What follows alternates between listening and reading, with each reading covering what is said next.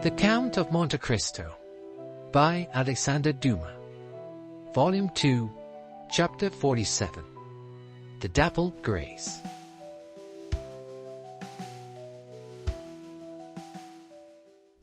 The Baron, followed by the Count, traversed a long series of apartments, in which the prevailing characteristics were heavy magnificence and the gaudiness of ostentatious wealth, until he reached the boudoir of Madame Danglars, a small octagonal-shaped room, hung with pink satin, covered with white Indian muslin.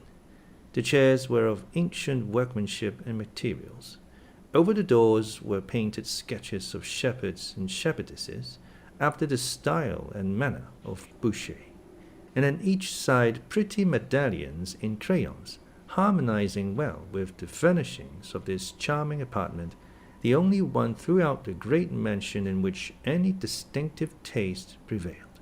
The truth was, it had been entirely overlooked in the plan arranged and followed out by Mr. Danglars and his architect, who had been selected to aid the Baron in the great work of improvement solely because he was the most fashionable and celebrated decorator of the day.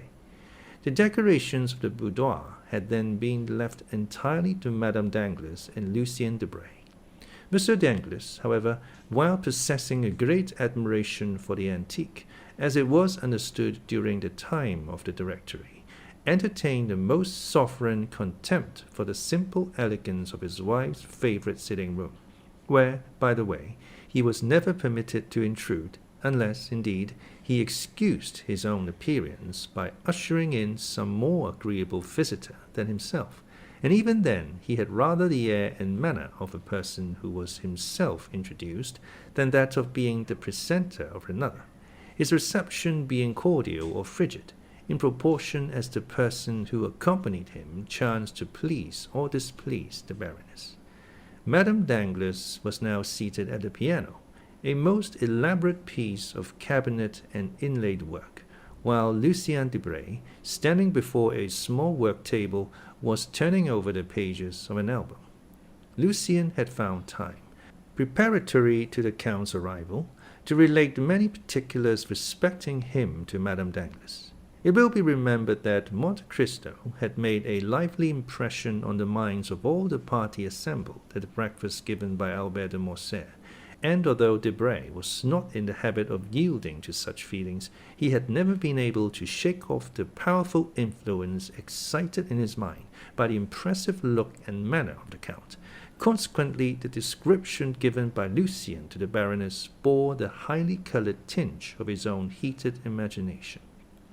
Already excited by the wonderful stories related of the Count by de Morcerf, it is no wonder that Madame Danglars eagerly listened to and fully credited all the additional circumstances detailed by Debray. This posing at the piano and over the album was only a little ruse adopted by way of precaution. A most gracious welcome and unusual smile were bestowed on Mr. Danglars. The Count, in return for his gentlemanly bow, received a formal though graceful courtesy, while Lucien exchanged with the Count a sort of distant recognition, and with Danglars a free and easy nod. "Baroness," said Danglars, "give me leave to present to you the Count of Monte Cristo, who has been most warmly recommended to me by my correspondents at Rome. I need but mention one fact to make all the ladies in Paris court his notice, and that is, that he has come to take up his abode in Paris for a year, during which brief period he proposes to spend 6 millions of money.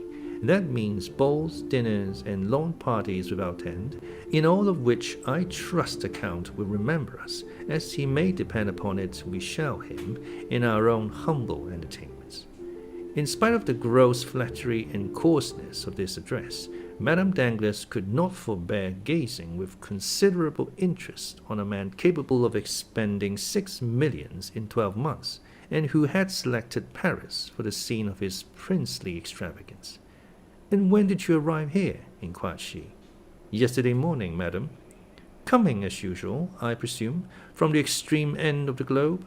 Pardon me, at least, such I have heard is your custom." "Nay, madam, this time I have merely come from Cadiz." You have selected a most unfavorable moment for your first visit. Paris is a horrible place in summer. Balls, parties, and fêtes are over. The Italian opera is in London. The French opera everywhere except in Paris.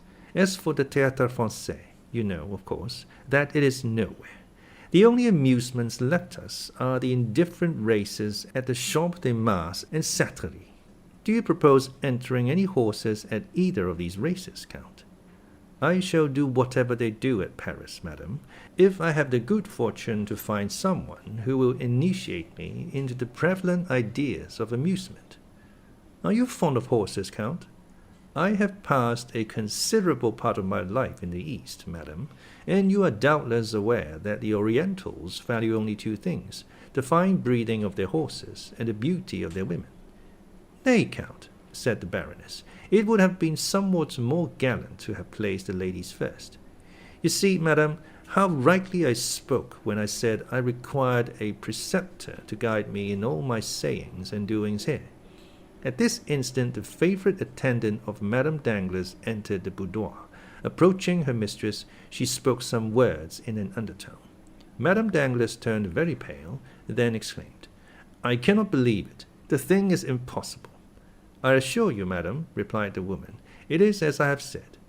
Turning impatiently towards her husband, Madame Danglars demanded, Is this true? Is what true, madam? Inquired Danglars, visibly agitated.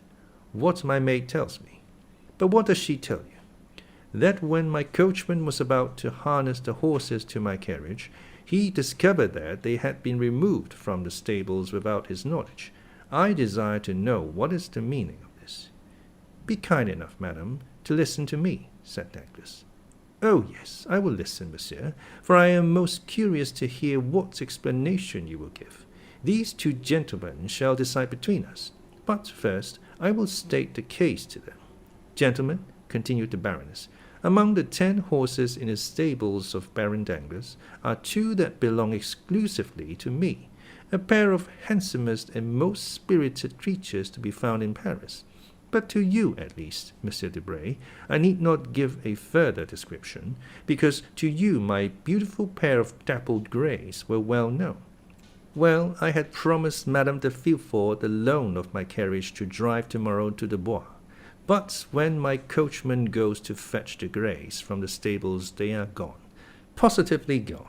No doubt Mr. Danglars has sacrificed them to the selfish consideration of gaining some thousands of paltry francs. Oh, what a detestable crew they are, these mercenary speculators. Madame, replied Danglars, the horses were not sufficiently quiet for you.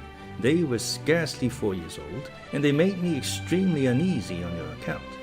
Nonsense, retorted the Baroness. You could not have entertained any alarm on the subject, because you are perfectly well aware that I have had for a month in my service the very best coachman in Paris, but perhaps you have disposed of the coachman as well as the horses. My dear love, pray do not say any more about them, and I promise you another pair exactly like them in appearance, only more quiet and steady. The Baroness shrugged her shoulders with an air of ineffable contempt, while her husband, affecting not to observe this unconjugal gesture, turned towards Monte Cristo and said, Upon my word, Count, I am quite sorry not to have met you sooner. You are setting up an establishment, of course. Why, yes, replied the Count. I should have liked to have made you the offer of these horses. I have almost given them away, as it is. But, as I before said, I was anxious to get rid of them upon any terms. They were only fit for a young man. I am much obliged by your kind intentions towards me, said Monte Cristo, but this morning I purchased a very excellent pair of carriage horses, and I do not think they were dear. There they are. Come, Monsieur Debray, you are a connoisseur, I believe. Let me have your opinion upon them. As Debray walked towards the window, Danglars approached his wife. I could not tell you before others, said he in a low tone, the reason of my parting with the horses, but a most enormous price was offered me this morning for them. Some madman or fool, bent upon ruining himself as fast as he can, actually sent his steward to me to purchase them at any cost, and the fact is, I have gained 16,000 francs by the sale of them. Come, don't look so angry, and you shall have 4,000 francs of the money to do what you like with, and Eugenie shall have 2,000. There, what do you think now of the affair?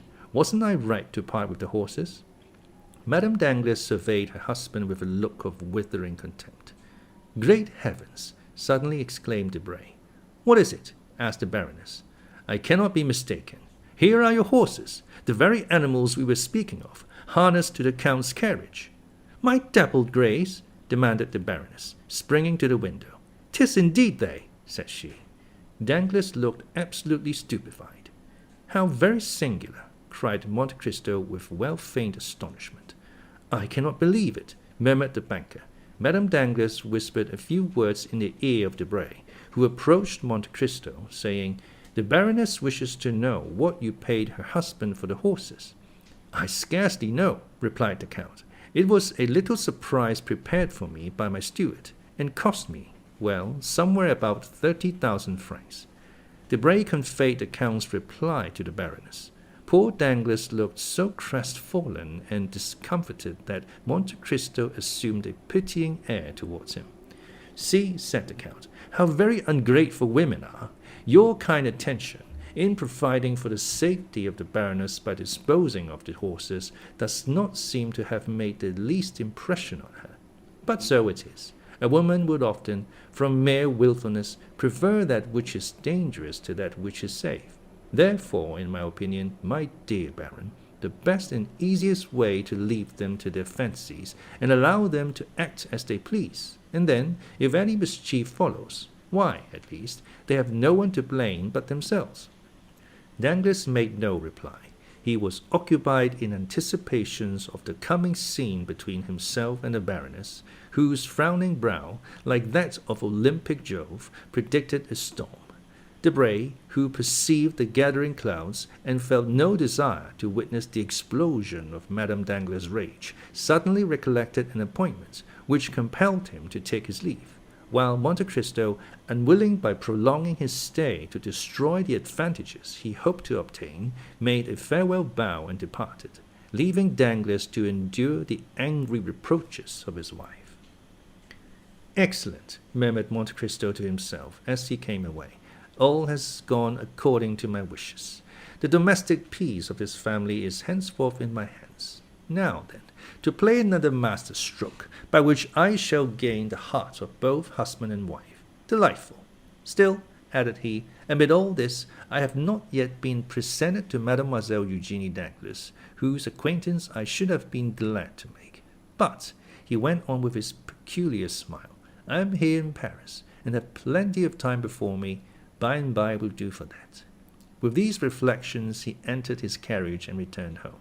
2 hours afterwards, Madame Danglars received a most flattering epistle from the Count, in which he entreated her to receive back her favorite dappled greys, protesting that he could not endure the idea of making his entry into the Parisian world of fashion with the knowledge that his splendid equipage had been obtained at the price of a lovely woman's regrets.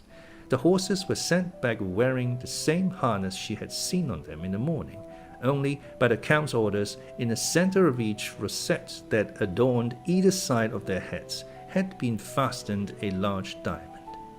To Danglars, Monte Cristo also wrote, requesting him to excuse the whimsical gift of a capricious millionaire, and to beg the Baroness to pardon the Eastern fashion adopted in the return of the horses.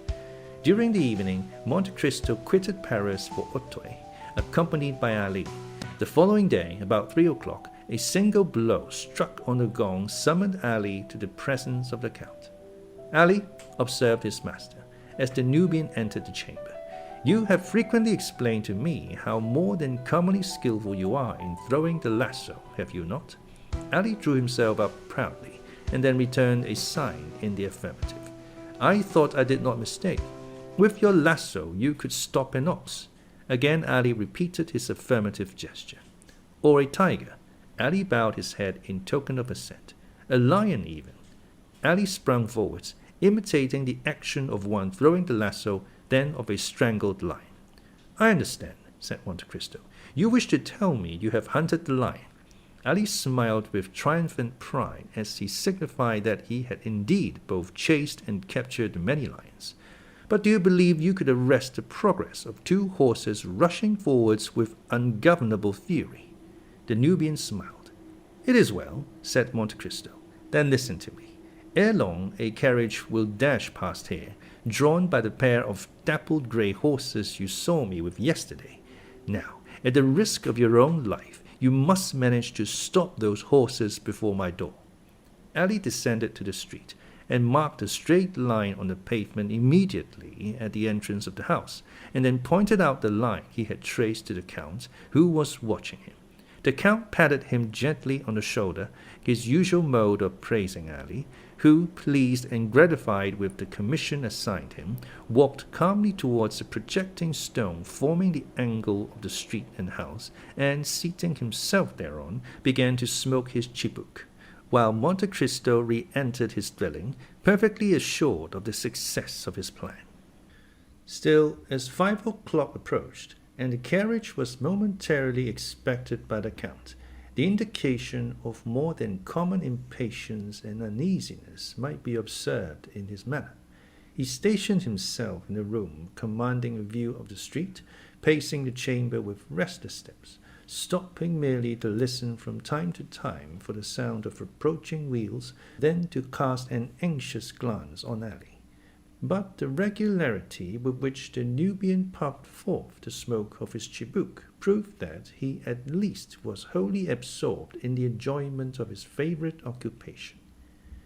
Suddenly a distant sound of rapidly advancing wheels was heard, and almost immediately a carriage appeared, drawn by a pair of wild, ungovernable horses, while the terrified coachman strove in vain to restrain their furious speed.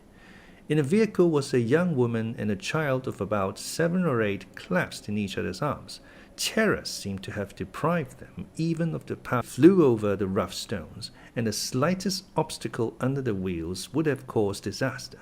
But it kept on in the middle of the road, and those who saw it pass uttered cries of terror. Ali suddenly cast aside his chibouque, drew the lasso from his pocket, threw it so skilfully as to catch the forelegs of the near horse in its triple fold, and suffered himself to be dragged on for a few steps by the violence of the shock. Then the animal fell over on a pole, which snapped, and therefore prevented the other horse from pursuing its way. Gladly availing himself of this opportunity, the coachman leaped from his box, but Ali had promptly seized the nostrils of the second horse and held them in his iron grasp, till the beast, snorting with pain, sunk beside his companion. All this was achieved in much less time than is occupied in the recital. The brief space had, however, been sufficient for a man, followed by a number of servants, to rush from the house before which the accident had occurred, and, as the coachman opened the door of the carriage, to take from it a lady who was convulsively grasping the cushions with one hand, while with the other she pressed to her bosom the young boy, who had lost consciousness. Monte Cristo carried them both to the salon, and deposited them on a sofa. "Compose yourself, madame," said he. "All danger is over." The woman looked up at these words, and, with a glance far more expressive than any entreaties could have been, pointed to her child, who still continued insensible. "I understand the nature of your alarms, madam," said the Count, carefully examining the child, "but I assure you there is not the slightest occasion for uneasiness. Your little charge has not received the least injury. His insensibility is merely the effects of terror, and will soon pass."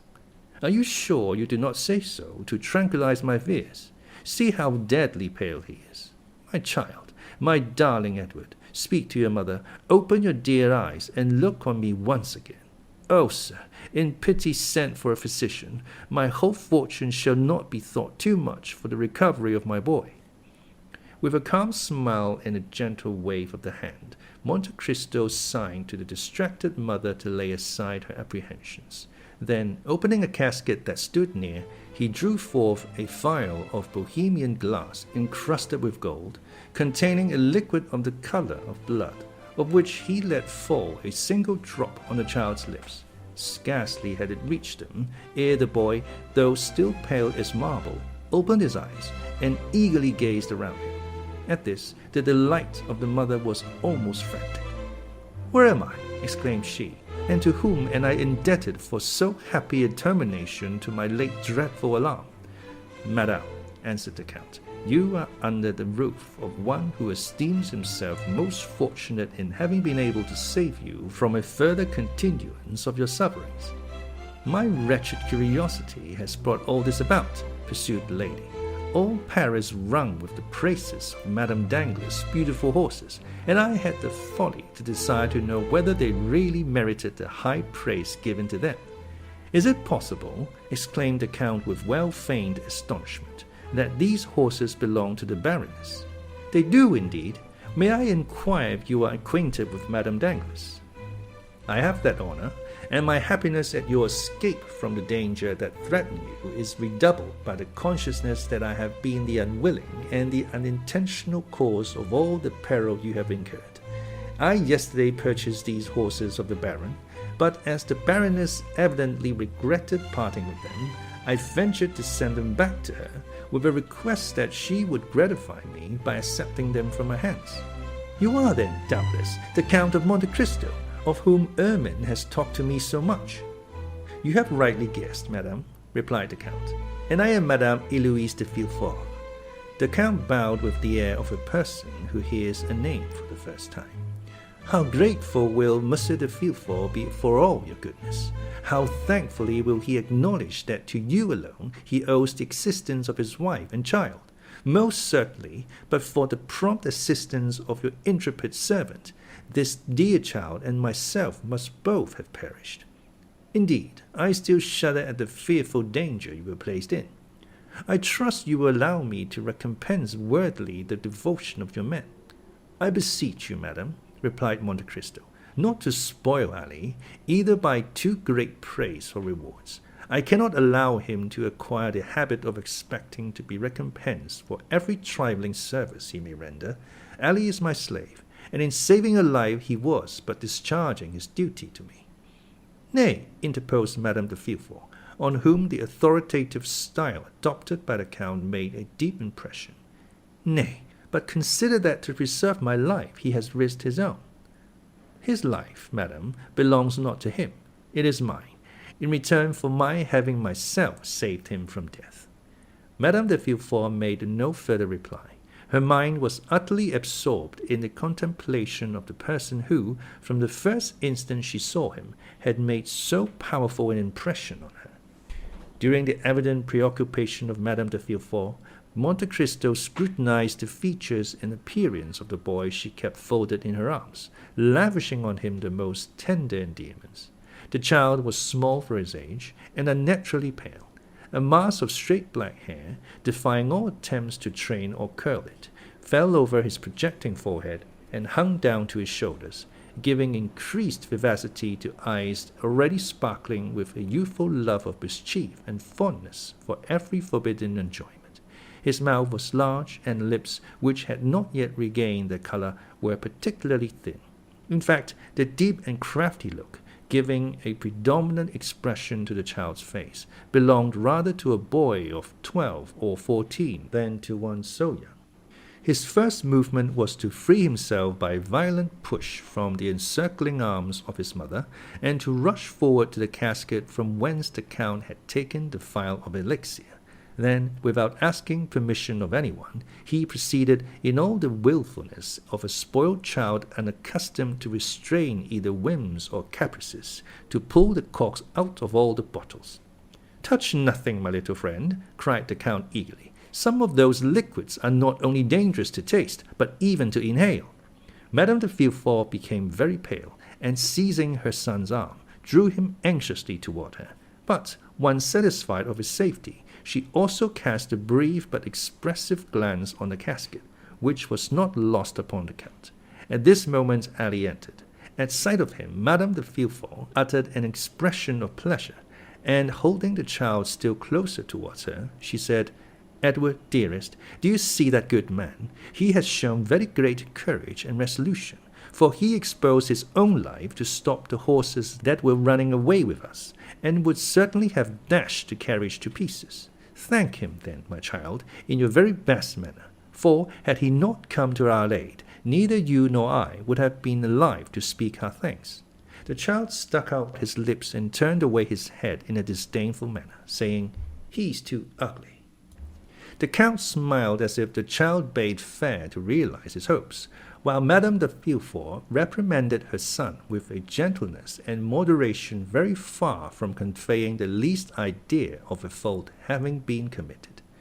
"This lady," said the Count, speaking to Ali in the Arabic language, "is desirous that her son should thank you for saving both their lives, but the boy refuses, saying you are too ugly." Ali turned his intelligent countenance towards the boy, on whom he gazed without any apparent emotion, but the spasmodic working of the nostrils showed to the practiced eye of Monte Cristo that the Arab had been wounded to the heart. "Will you permit me to inquire," said Madame de Villefort, as she arose to take her leave, "whether you usually reside here?" "No, I do not," replied Monte Cristo. "It is a small place I have purchased quite lately. My place of abode is number 30, Avenue des Champs-Élysées. But I see you have quite recovered from your fright, and are, no doubt, desirous of returning home. Anticipating your wishes, I have desired the same horses you came with to be put to one of my carriages, and Ali, he whom you think so very ugly," continued he, addressing the boy with a smiling air, "will have the honor of driving you home, while your coachman remains here to attend to the necessary repairs of your calash. As soon as that important business is concluded, I will have a pair of my own horses harnessed to convey it direct to Madame Danglars." "I dare not return with those dreadful horses," said Madame de Villefort. "You will see," replied Monte Cristo, "that they will be as different as possible in the hands of Ali. With him they will be gentle and docile as lambs." Ali had, indeed, given proof of this, for, approaching the animals, who had been got upon their legs with considerable difficulty, he rubbed their foreheads and nostrils with a sponge soaked in aromatic vinegar, and wiped off the sweat and foam that covered their mouths. Then, commencing a loud whistling noise, he rubbed them well over their bodies for several minutes. Then, undisturbed by the noisy crowd collected round the broken carriage, Ali quietly harnessed the pacified animals to the Count's chariot, took the reins in his hands, and mounted the box, when, to the utter astonishment of those who had witnessed the ungovernable spirit and maddened speed of the same horses, he was actually compelled to apply his whip in no very gentle manner before he could induce them to start. And even then, all that could be obtained from the celebrated dappled greys, now changed into a couple of dull, sluggish, stupid brutes, was a slow pottering pace, kept up with so much difficulty that Madame de Villefort was more than 2 hours returning to her residence in the Faubourg Saint-Honoré. Scarcely had the first congratulations upon her marvelous escape been gone through when she wrote the following letter to Madame Danglars. "Dear Mme, I have just had a wonderful escape from the most imminent danger, and I owe my safety to the very Count of Monte Cristo we were talking about yesterday, but whom I little expected to see today. I remember how unmercifully I laughed at what I considered your eulogistic and exaggerated praises of him. But I have now ample cause to admit that your enthusiastic description of this wonderful man fell far short of his merits. Your horses got as far as Ranelagh, when they darted forward like mad things, and galloped away at so fearful a rate that there seemed no other prospect for myself and my poor Edward but that of being dashed to pieces against the first object that impeded their progress. When a strange-looking man, an Arab, a Negro, or a Nubian, at least a black of some nation or other, at a signal from the Count, whose domestic he is, suddenly seized and stopped the infuriated animals, even at the risk of being trampled to death himself, and certainly he must have had a most wonderful escape. The Count then hastened to us, and took us into his house, where he speedily recalled my poor Edward to life. He sent us home in his own carriage. Yours will be returned to you tomorrow. You will find your horses in bad condition, from the results of this accident. They seem thoroughly stupefied, as if sulky and vexed at having been conquered by men. The Count, however, has commissioned me to assure you that 2 or 3 days' rest, with plenty of barley for their sole food during that time, will bring them back too as fine. That is as terrifying a condition as they were in yesterday. Adieu.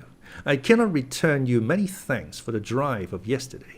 But, after all, I ought not to blame you for the misconduct of your horses, more especially as it procured me the pleasure of an introduction to the Count of Monte Cristo, and certainly that illustrious personage, apart from the millions he is said to be so very anxious to dispose of, seemed to me one of those curiously interesting problems I, for one, delight in solving at any risk, even if it were to necessitate another drive to the Bois behind your horses. Edward endured the accident with miraculous courage. He did not utter a single cry, but fell lifeless into my arms, nor did a tear fall from his eyes after it was over. I doubt not you will consider these praises the result of blind maternal affection, but there is a soul of iron in that delicate, fragile body. Valentine sends many affectionate remembrances to your dear Eugenie. I embrace you with all my heart. Eloise de Villefort. P.S. Do pray contrive some means for me to meet the Count of Monte Cristo at your house. I must and will see him again. I have just made Monsieur de Villefort promise to call on him, and I hope the visit will be returned. That night the adventure at Auteuil was talked of everywhere. Albert related it to his mother. Château-Renaud recounted it at the Jockey Club, and Debray detailed it at length in the salon of the minister. Even Beauchamp accorded 20 lines in his journal to the relation of the Count's courage and gallantry, thereby celebrating him as the greatest hero of the day in the eyes of all the feminine members of the aristocracy. Vast was the crowd of visitors and inquiring friends who left their names at the residence of Madame de Villefort, with the design of renewing the visit at the right moment, of hearing from her lips all the interesting circumstances of this most romantic adventure. As for Monsieur de Villefort, he fulfilled the predictions of Eloise to the letter, donned his dress suit, drew on a pair of white gloves, ordered the servants to attend the carriage dressed in their full livery, and drove that same night to number 30 in the Avenue des Champs-Élysées.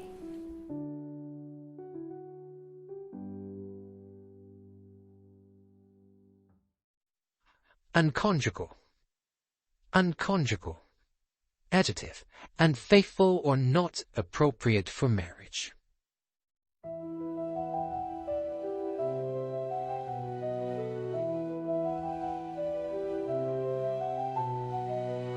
The Count of Monte Cristo by Alexandre Dumas. Volume 3, Chapter 48. Ideology.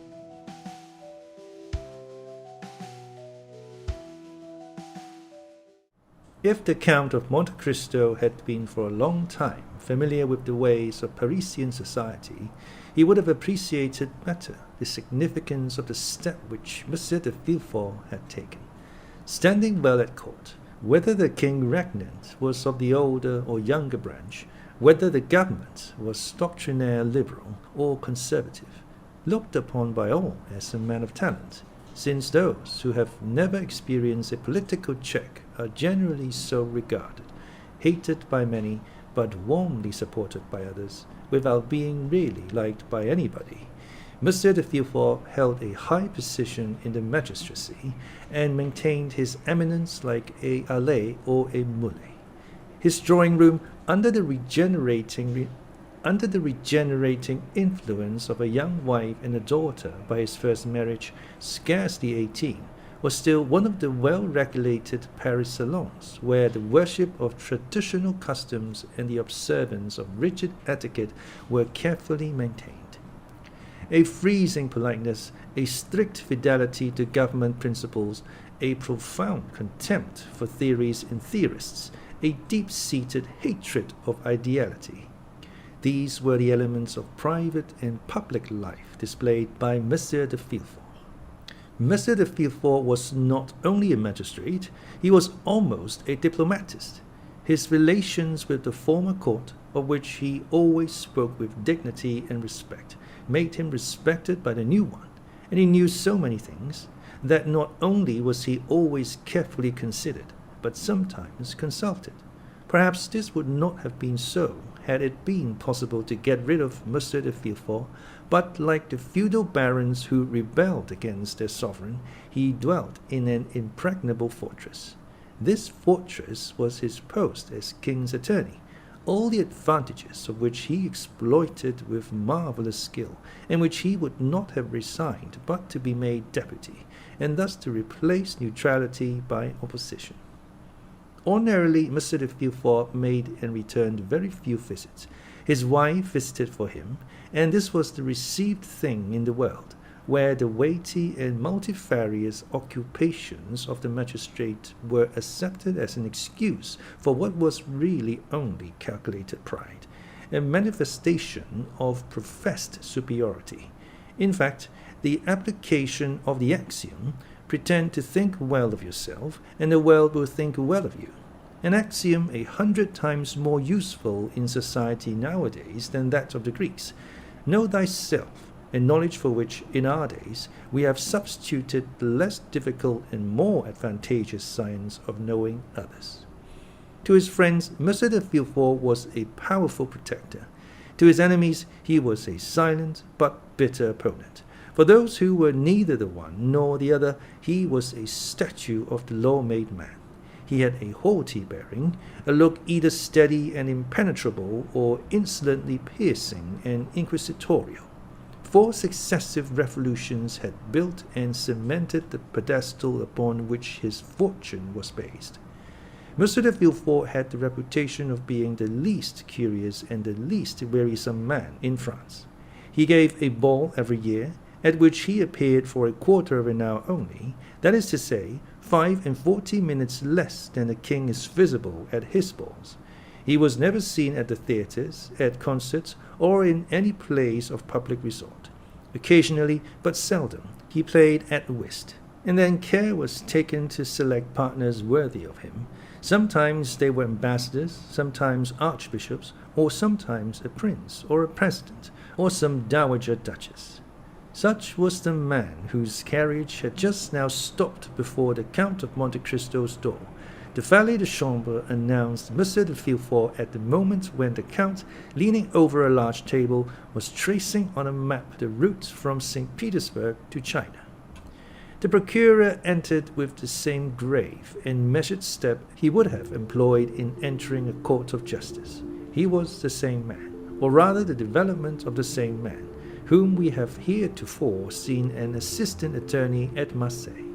Nature, according to her way, had made no deviation in the path he had marked out for himself. From being slender, he had now become meagre. Once pale, he was now yellow. His deep-set eyes were hollow, and the gold spectacles shielding his eyes seemed to be an integral portion of his face. He dressed entirely in black, with the exception of his white tie, and his funeral appearance was only mitigated by the slight line of red ribbon which passed almost imperceptibly through his buttonhole, and appeared like a streak of blood traced with a delicate brush.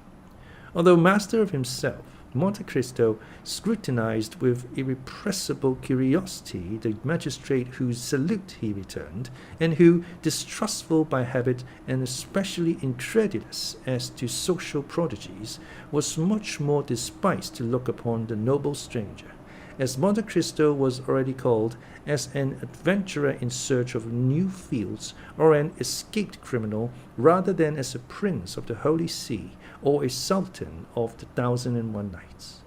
"Sir," said Villefort, in the squeaky tone assumed by magistrates in their oratorical periods, and of which they cannot, or will not, divest themselves in society. "Sir, the signal service which you yesterday rendered to my wife and son has made it a duty for me to offer you my thanks. I have come, therefore, to discharge this duty, and to express to you my overwhelming gratitude." And as he said this, the eye severe of the magistrate had lost nothing of its habitual arrogance. He spoke in the voice of the Procureur General, with the rigid inflexibility of neck and shoulders which caused his flatterers to say that he was the living statue of the law. "Monsieur," replied the Count, with a chilling air, I am very happy to have been the means of preserving a son to his mother, for they say that the sentiment of maternity is the most holy of all, and a good fortune which occurred to me, monsieur, might have enabled you to dispense with a duty which, in its discharge, confers an undoubtedly great honor, for I am aware that Monsieur de Villefort is not usually lavish of the favor which he now bestows on me, a favor which, however estimable, is unequal to the satisfaction which I have in my own consciousness.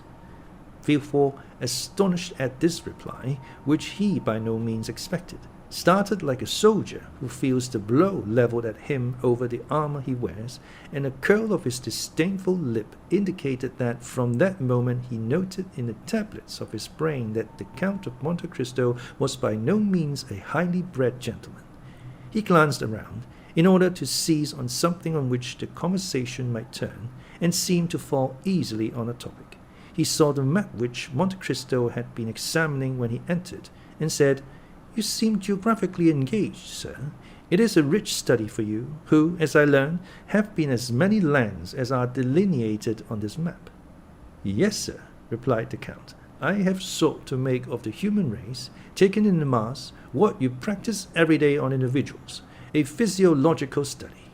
I have believed it was much easier to descend from the whole to a part than to ascend from a part to the whole. It is an algebraic axiom, which makes us proceed from a known to an unknown quantity, and not from an unknown to a known. But sit down, sir, I beg of you." Monte Cristo pointed to a chair, which the procureur was obliged to take the trouble to move forwards himself, while the Count merely fell back into his own, on which he had been kneeling when Monsieur Villefort entered. Thus the Count was halfway turned towards his visitor, having his back towards the window, his elbow resting on the geographical chart which furnished the theme of conversation for the moment, a conversation which assumed, as in the case of the interviews with Danglars and Monte, a turn analogous to the persons, if not to the situation. "Ah, you philosophize," replied Villefort, after a moment's silence, during which, like a wrestler who encounters a powerful opponent, he took breath. "Well, sir, really, if, like you, I had nothing else to do, I should seek a more amusing occupation." "Why, in truth, sir," was Monte Cristo's reply, "man is but an ugly caterpillar for him who studies him through a solar microscope. But you said, I think, that I had nothing else to do. Now, really, let me ask, sir, do you believe you have anything to do? Or to speak in plain terms, do you really think that what you do deserves being called anything?" Villefort's astonishment redoubled at this second thrust so forcibly made by his strange adversary. It was a long time since the magistrate had heard a paradox so strong, or rather, to say the truth more exactly, it was the first time he had ever heard of it. The procureur exerted himself to reply.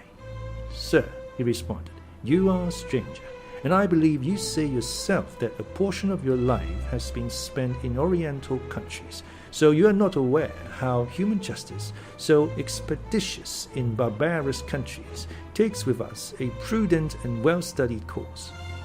"Oh, yes, I do, sir. It is the petit claudo of the ancients. I know all that, for it is with the justice of all countries especially that I have occupied myself. It is with the criminal procedure of all nations that I have compared natural justice. And I must say, sir, that it is the law of primitive nations, that is, the law of retaliation, that I have most frequently found to be according to the law of God." "If this law were adopted, sir," said the procureur, "it would greatly simplify our legal codes, and in that case the magistrates would not have much to do." "It may, perhaps, come to this in time," observed Monte Cristo. "You know that human inventions march from the complex to the simple, and simplicity is always perfection." "In the meanwhile," continued the magistrate, "our codes are in full force, with all their contradictory enactments derived from Gallic customs, Roman laws, and Frank usages, the knowledge of all which, you will agree, is not to be acquired without extended labor. It needs tedious study to acquire this knowledge, and, when acquired, a strong power of brain to retain it." "I agree with you entirely, sir. But all that even you know with respect to the French code, I know, not only in reference to that code, but as regards the codes of all nations. The English, Turkish, Japanese, Hindu laws are as familiar to me as the French laws, and thus I was right when I said to you that relatively to what I have done, you have very little to do, but that relatively to all I have learned, you have yet a great deal to learn. But with what motive have you learned all this? Inquired Villefort in astonishment. Monte Cristo smiled. Really, sir, he observed, I see that in spite of the reputation which you have acquired as a superior man, you look at everything from the material and vulgar view of society, beginning with man and ending with man. That is to say, in the most restricted, most narrow view which it is possible for human understanding to embrace. Pray, sir, explain yourself, said Villefort, more and more astonished. I really do not understand you perfectly.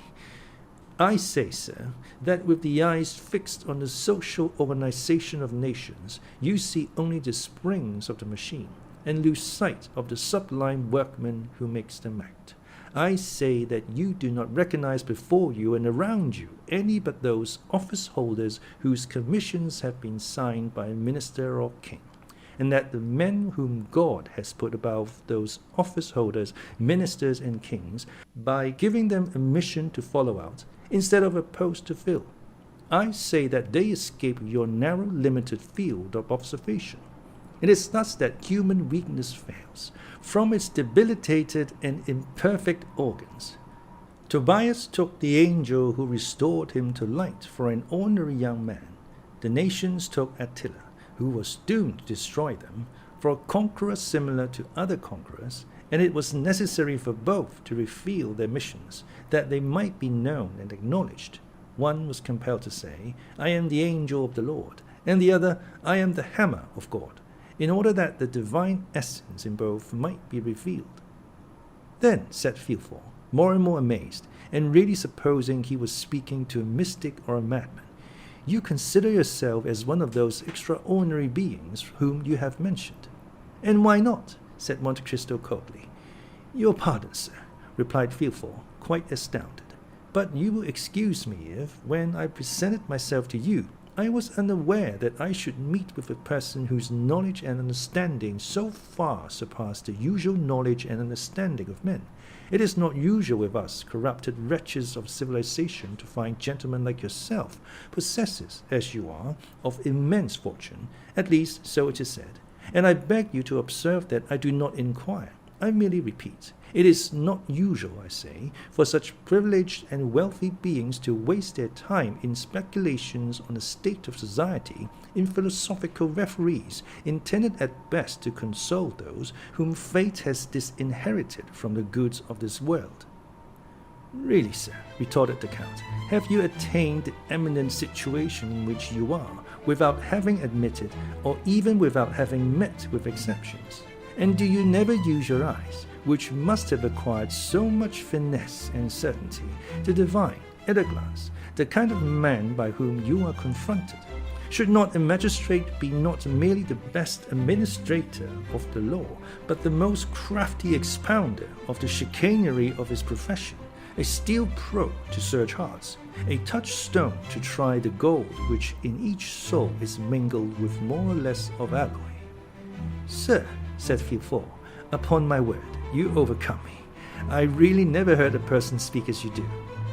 Because you remain eternally encircled in a round of general conditions, and have never dared to raise your wings into those upper spheres which God has peopled with invisible or exceptional beings. And you allow then, sir, that spheres exist, and that these marked and invisible beings mingle amongst us. Why should they not? Can you see the air you breathe, and yet without which you could not for a moment exist? Then we do not see those beings to whom you allude. Yes, we do. You see them whenever God pleases to allow them to assume a material form. You touch them, come in contact with them, speak to them, and they reply to you. Ah, said Villefort, smiling, I confess I should like to be warned when one of these beings is in contact with me. You have been served as you desire, monsieur, for you were warned just now. and I now again warn you. Then you yourself are one of these marked beings. Yes, monsieur, I believe so. For until now, no man has found himself in a position similar to mine. The dominions of kings are limited either by mountains or rivers, or a change of manners, or an alteration of language. My kingdom is bounded only by the world, for I am not an Italian or a Frenchman or a Hindu or an American or a Spaniard. I am a cosmopolite. No country can say it saw my birth. God alone knows what country will see me die. I adopt all customs, speak all languages. You believe me to be a Frenchman, for I speak French with the same facility and purity as yourself. Well, Ali, my Nubian, believes me to be an Arab. Bertuccio, my steward, takes me for a Roman. Ede, my slave, thinks me a Greek. You may, therefore, comprehend that being of no country, asking no protection from any government, acknowledging no man as my brother, not one of the scruples that arrest the powerful, or the obstacles which paralyze the weak, paralyzes or arrests me. I have only two adversaries. I will not say two conquerors, for with perseverance I subdue even them. They are time and distance. There is a third, and the most terrible, that is my condition as a mortal being. This alone can stop me in my onward career before I have attained the goal at which I aim. For all the rest I have reduced to mathematical terms, what men call the chances of fate, namely ruin, change, circumstances, I have fully anticipated. And if any of these should overtake me, yet it will not overwhelm me. Unless I die, I shall always be what I am. And therefore it is that I utter the things you have never heard, even from the mouths of kings. For kings have need, and other persons have fear of you. For who is there who does not say to himself, in a society as incongruously organized as ours, perhaps someday I shall have to do with the king's attorney? But can you not say that, sir? The moment you become an inhabitant of France, you are naturally subjected to the French law. I know it, sir, replied Monte Cristo. But when I visit a country, I begin to study, by all the means which are available, the men from whom I may have anything to hope or to fear, till I know them as well as, perhaps better than, they know themselves. It follows from this that the king's attorney, be he who he may, with whom I should have to deal, would assuredly be more embarrassed than I should. That is to say, replied Villefort with hesitation, that human nature being weak, every man, according to your creed, has committed faults. Faults or crimes, responded Monte Cristo with a negligent air, and that you alone, amongst the men whom you do not recognize as your brothers, for you have said so, observed Villefort in a tone that faltered somewhat, you alone are perfect. No, not perfect, was the Count's reply, only impenetrable, that's all. But let us leave off this strain, sir, if the tone of it is displeasing to you. I am no more disturbed by your justice than are you by my second sight. No, by no means, said Villefort, who was afraid of seeming to abandon his ground. No, by your brilliant and almost sublime conversation have elevated me above the ordinary level. We no longer talk, we rise to dissertation. But you know how the theologians in their collegiate chairs and philosophers in their controversies occasionally say cruel truths. Let us suppose for the moment that we are theologizing in a social way, or even philosophically, and I will say to you, rude as it may seem, my brother, you sacrifice greatly to pride. You may be above others, but above you there is God. Above us all, sir, was Monte Cristo's response, in a tone and with an emphasis so deep that Villefort involuntarily shuddered. I have my pride for men. Serpents always ready to threaten everyone who would pass without crushing them underfoot. But I lay aside that pride before God, and has taken me from nothing to make me what I am. Then, Count, I admire you, said Villefort, who, for the first time in this strange conversation, used the aristocratic form to the unknown personage whom, until now, he had only called Monsieur. Yes, and I say to you, if you are really strong, really superior, really pious, or impenetrable, which you were right in saying amounts to the same thing, then be proud, sir, for that is the characteristic of predominance. yet you have unquestionably some ambition. I have, sir. And what may it be? I too, as happens to every man once in his life, have been taken by Satan into the highest mountain in the earth, and when there he showed me all the kingdoms of the world, and as he said before, so said he to me, Child of earth, what wouldst thou have to make thee adore me? I reflected long, for a knowing ambition had long preyed upon me, and then I replied, Listen, I have always heard of Providence, and yet I have never seen him, or anything that resembles him, or which can make me believe that he exists. I wish to be Providence myself, for I feel that the most beautiful, noblest, most sublime thing in the world is to recompense and punish. Satan bowed his head and groaned. You mistake, he said. Providence does exist, only you have never seen him, because the child of God is as invisible as the parent. You have seen nothing that resembles him, because he works by secret springs and moves by hidden ways. All I can do for you is to make you one of the agents of that providence. The bargain was concluded. I may sacrifice my soul, but what matters it, added Monte Cristo. If the thing were to do again, I would again do it. Villefort looked at Monte Cristo with extreme amazement. Count, he inquired, have you any relations? No, sir. I am alone in the world. So much the worse. Why? Asked Monte Cristo. Because then you might witness a spectacle calculated to break down your pride. You say you fear nothing but death. I did not say that I feared it. I only said that death alone could check the execution of my plans. In old age, my end will be achieved before I grow old. And madness. I have been nearly mad, and you know the axiom, non bis in idem. It is an axiom of criminal law, and consequently you understand its full application. Sir, continued Villefort, there is something to fear besides death, old age, and madness. For instance, there is apoplexy, that lightning stroke which strikes but does not destroy you, and yet which brings everything to an end. You are still yourself as now, and yet you are yourself no longer. You who, like Ariel, verge on the angelic, are but an inert mass, which, like Caliban, verges on the brutal. And this is called in human tongues, as I tell you, neither more nor less than apoplexy. Come, if so you will, count, and continue this conversation at my house. Any day you may be willing to see an adversary capable of understanding and anxious to refute you, and I will show you my father, Monsieur Noirtier de Villefort, one of the most fiery Jacobins of the French Revolution. That is to say, he had the most remarkable audacity, seconded by a most powerful organization, a man who has not, perhaps, like yourself, seen all the kingdoms of the earth, but who has helped to overturn one of the greatest. In fact, a man who believed himself, like you, one of the envoys, not of God, but of a supreme being, not of providence, but of fate. Well, sir, the rupture of a blood vessel on the lobe of the brain has destroyed all this. Not in a day, not in an hour, but in a second.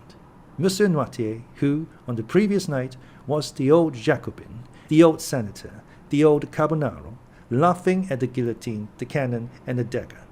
Monsieur Noirtier playing with revolutions. Monsieur Noirtier, for whom France was a vast chessboard from which pawns, rooks, knights, and queens were to disappear, so that the king was checkmated.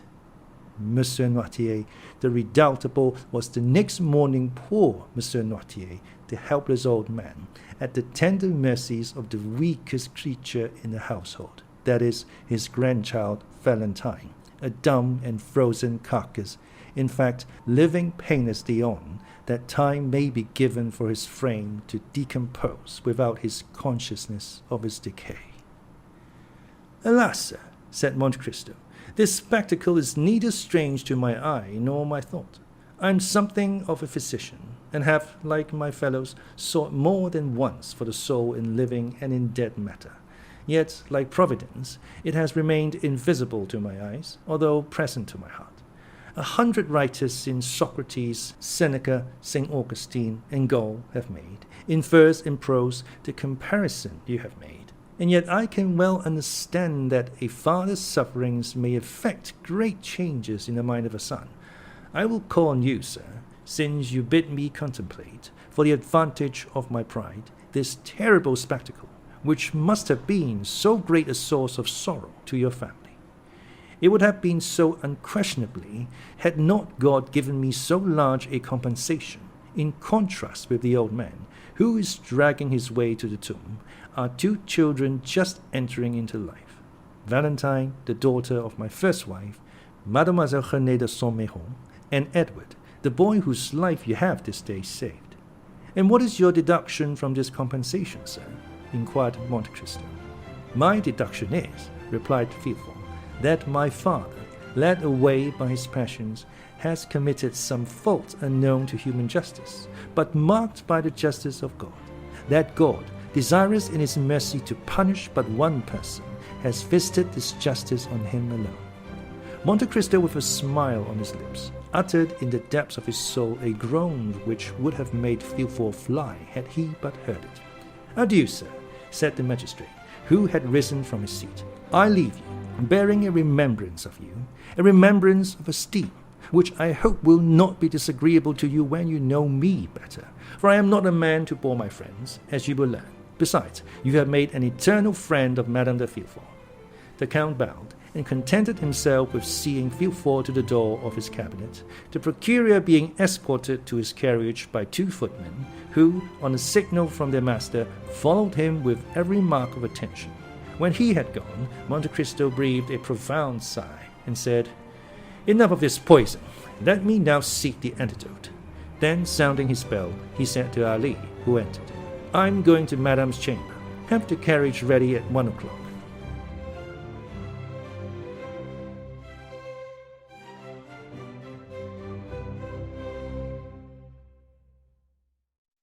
Regnant.